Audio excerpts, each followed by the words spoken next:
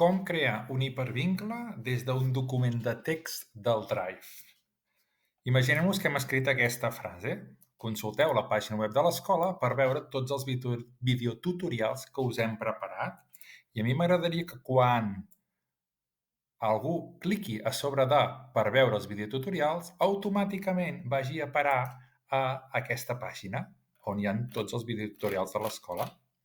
El que en cal és copiar l'adreça d'aquesta pàgina. Totes les coses que estan publicades a internet tenen la seva adreça, que és el que copies aquí, tot això sencer, i el que faig és torno al document, me'n vaig a la frase, selecciono el que vull que es converteixi en un hipervincle i selecciono l'opció insereix un enllaç, un link, un hipervincle, tots són paraules sinònimes.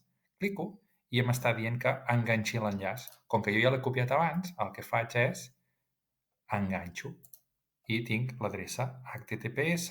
Això podria ser qualsevol. Si volguéssim anar, per exemple, a la pàgina de TV3, doncs hauríem de posar https://3w.tv3.cat. Aplica. I ara això automàticament s'ha convertit en un hipervincle.